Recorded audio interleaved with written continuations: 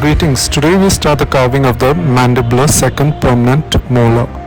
Now for this, the difference between this and the first molar is that this has 4 cusps, and for that we need to divide the surfaces. Now here we will take the length of the crown, which is about less than a millimeter than the first molar. So it's about 7 millimeters here. We mark it all round and we mark the surfaces buccal and palatal. I've already marked the surface. Whatever is towards the midline will be the mesial. I'm carving the right side. So this will be my mesial and this will be my distal. Now on the occlusal surface, we need to converge the buccal surface towards the occlusal. So we divide the crown into 3 equal parts. Now the crust of curvature buccally is from the junction of the cervical and middle third. So we draw an outline on the mesial side or on the distal side and remove the block in a slanting direction towards the occlusal, so that we get the crust of curvature on the buccal surface. So that when we look from the occlusal side, we will be able to see the cervical ridge. Now the occlusal surface has 4 equal cusps, so we'll divide the surface, but before that let us converge the block towards the lingual. So the block here converges both mesially and distally towards the lingual. The tooth converges to the lingual, but not as much as what was in the first molar. There is a convergence, but not as prominent as what was in the first molar.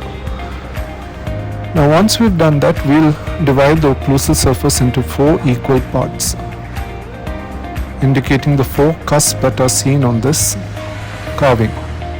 So we have 2 lingual cusps and 2 buccal cusps, all equal in dimension. Now we'll carve the slopes of the cusp. So distal slope and mesial slope of the mesio-buccal cusp. So we have the triangular ridge going from the buccal to the palatal aspect or the lingual aspect or to the central groove. Now similarly on the distal buccal, the mesial slope and the distal slope of the distal buccal cusp. So creating that triangular ridge also. Now similarly on the lingual side, we'll take for the mesiolingual cusp, mesial slope and the distal slope. So we have a triangular ridge there, and for the distal lingual also a mesial slope and a distal slope of the distal lingual cusp. So all of them you can see the triangular ridges going to the central groove from the outer surface to the central groove. So we have the grooves created in a plus pattern. So the buccal groove extends between the 2 buccal cusp onto the buccal surface, and a lingual groove extends between the 2 lingual cusp onto the lingual surface.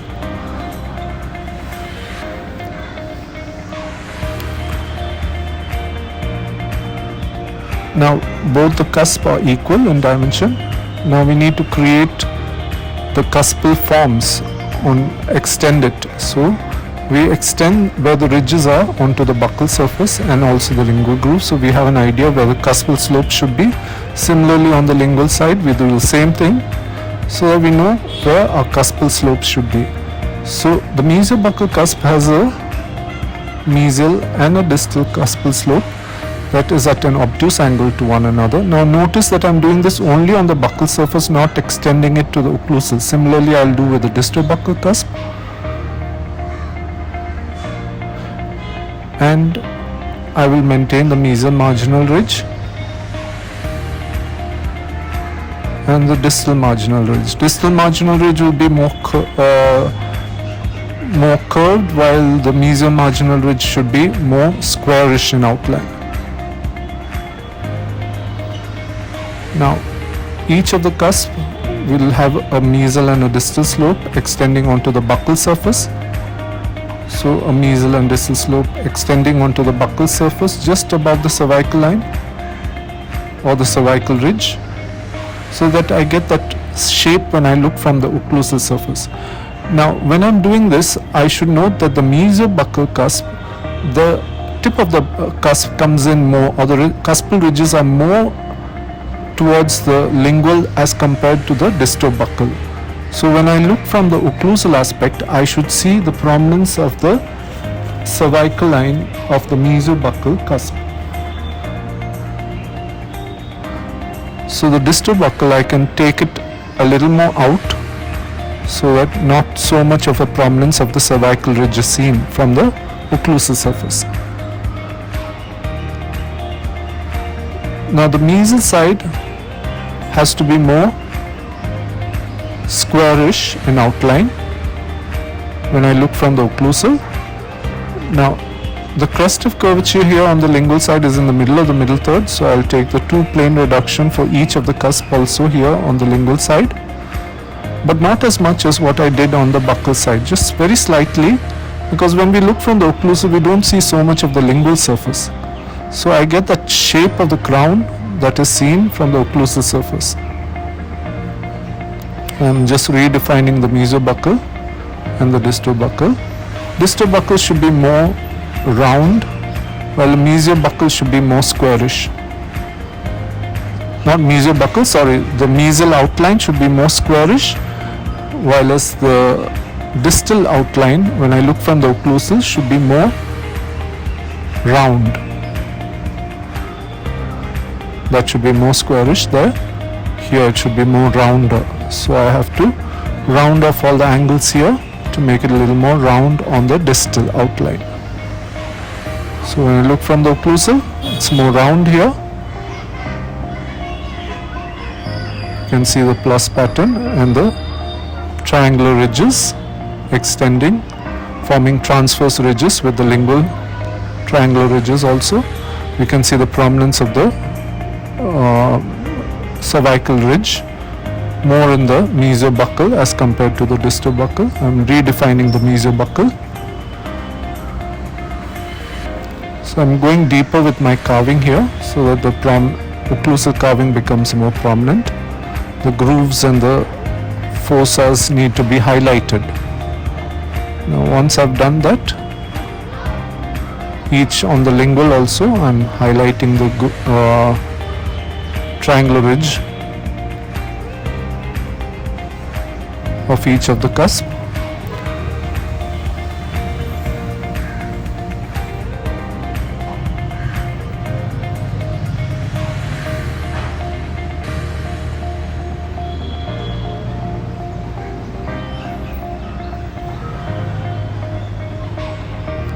Now once I've done that, I'll make the triangular fossas. So on the mesial side and the distal side I need to make the triangular fossas. So here I'm just removing whatever loose wax and making the triangular fossa, the mesial triangular fossa.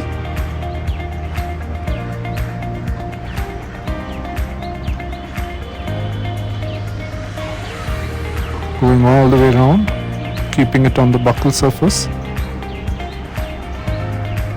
All the way around to the buccal surface. So then starting from the lingual to the buccal, I have placed my lacrons on the surface and taken it all the way around in the semicircular.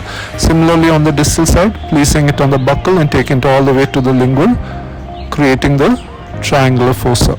Now distal marginal ridge is at a lower level, so I will remove the distal marginal ridge at a lower level as compared to the mesial marginal ridge and highlighting the triangular fossa. Here the triangular fossa is almost in the same line with the mesial triangular fossa. It's not going lingually as what we saw in the first molar. Here I'm just redefining all the grooves by running my lacrons on the surface, the reverse end of the lacrons on the surface of each cusp.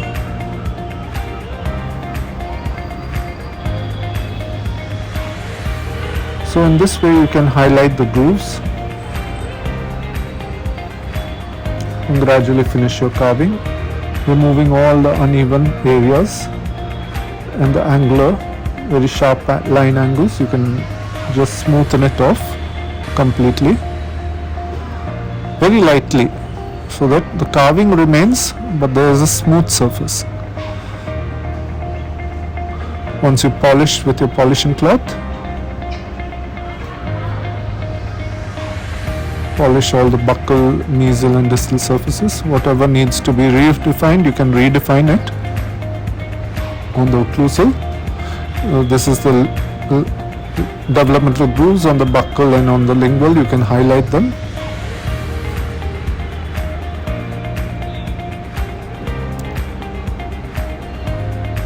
Now we go for the root carving. Outline the length of the root. It's about 1 millimeter shorter than that of the first molar. So highlight the length of the root. Now the two roots go in a distal direction. From the buccal aspect, the two roots go in a distal direction. So keeping in mind the bifurcation. So you start with the bifurcation on the buccal side.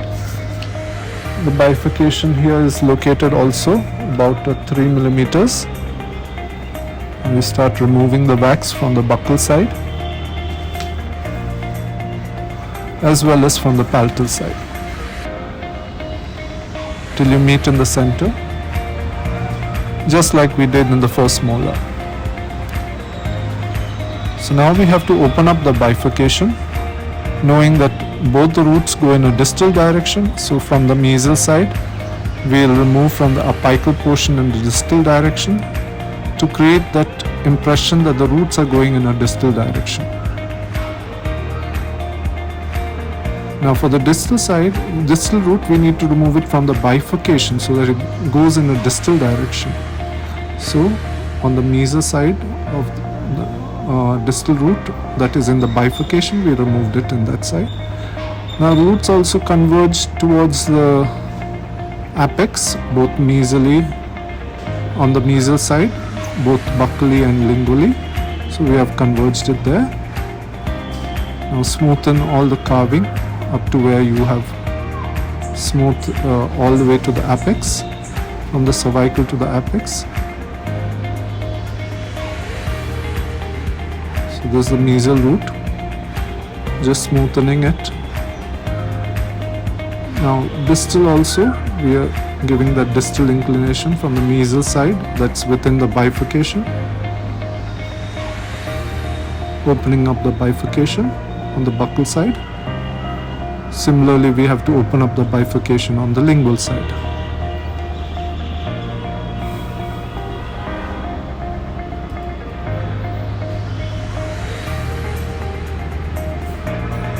Now when you're doing this, don't force your carver straight inside, it will break the root.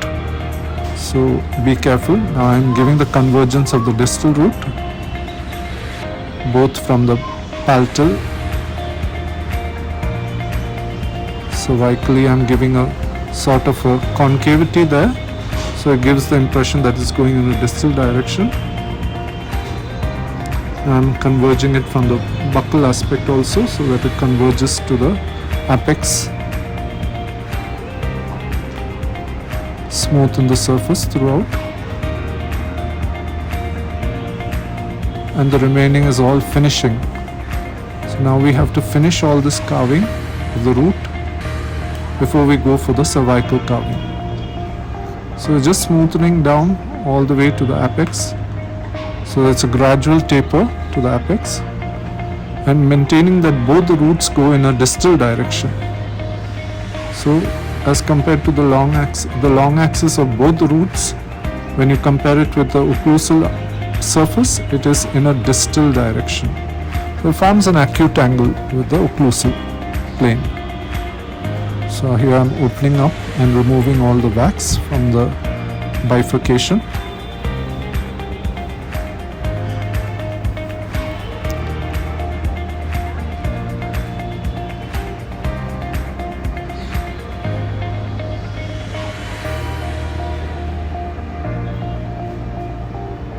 Also on the palatal, smoothening the surface.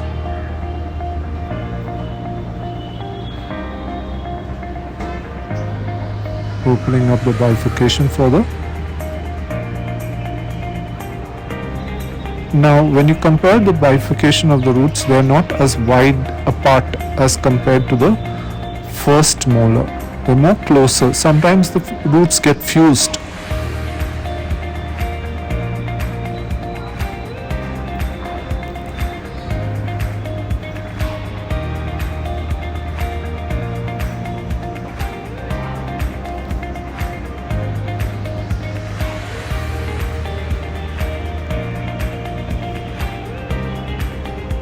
Here I'm opening up bifurcation further.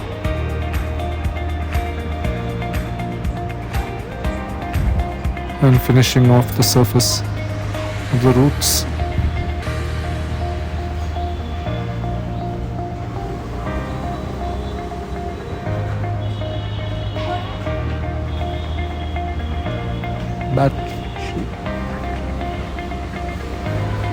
Now with the chip blower I'm removing all the loose wax. Now I'll redefine the occlusal outline. I'll just outline the occlusal surface. So here it will be slightly convex. Convexity towards the root. Here it can dip in by about 0.5 to 1 millimeter on the mesial and irregular on the palatal aspect or the lingual aspect, and distally it's relatively straight. So that's my cervical outline seen throughout. Now I need to remove from the root portion as per this outline of the cervical line to create the cervical convergence of the crown. So here I am removing from the buccal surface more from the mesial and distal areas than the central portion of the buccal surface. Now the main reason why I am doing this, moving more from the mesial and distal portions, is that I am going to create a convexity on the buccal side. Now here I am removing from the distal side and from the mesial side. From the mesial and distal side we remove it so that we can get the cervical convergence of the crown. Now palatally also I am removing as per the outline. I don't need to do it so much on the lingual side. You can use the term palatal or lingual, but here it's more appropriate term would be the lingual side.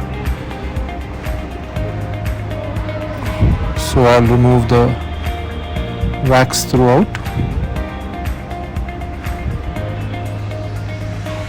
So here I've removed the wax all throughout on the root portion just below the cervical line. So it creates a sort of a ditching. So the crown is sticking out, and you can see there is a sort of a concavity on the root now. Now because the crown is sticking out, I can smoothen the crown here up to the crust, creating the crust of curvature labially, crust of curvature, creating the crust of curvature buccally. I have redefined the cervical line once more, and whatever is below that I will remove it straight down onto the root, so that concavity that is created on the root towards the cervical third is removed, and it's a smooth finish all the way up to the apex.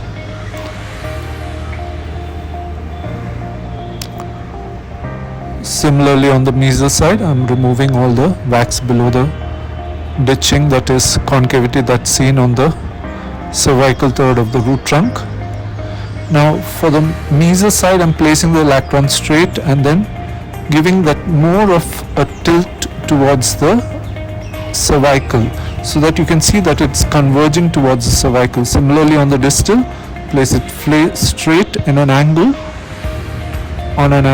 so that it converges towards the distal cervical line. Converges towards the cervical line, both mesially and distally.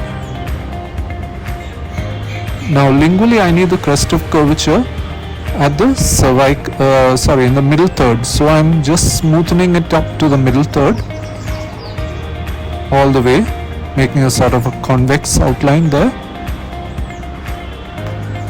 So you can see that crest of curvature is in the middle of the middle third on the lingual side. Smoothen whatever is below that all the way to the apex of the root, so there is no concavity created on the trunk portion of the root, and smoothen it all the way to the apex. Now the rest is all finishing that we need to do of the root.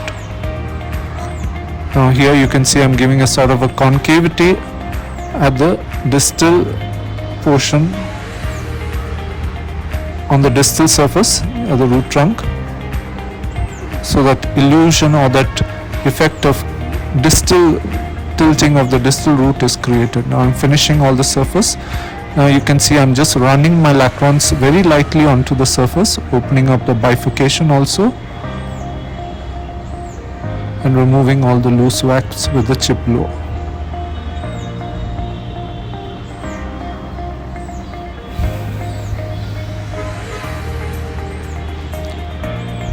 Now we'll polish it with a muslin cloth.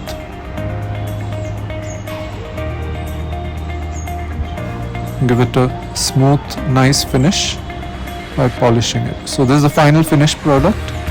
You can see all the mesial side that it is got a squarish outline. Distal outline is a round outline. We see the grooves, that is the buccal groove between the two equally sized buccal cusp, and the lingual groove between the two equal sized lingual cusp. It's in a plus pattern here. So here I'm just redefining that.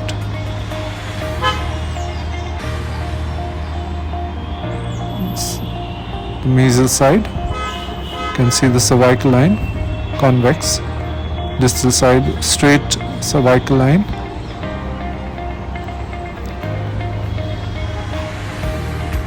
You can see the two roots going in a distal direction.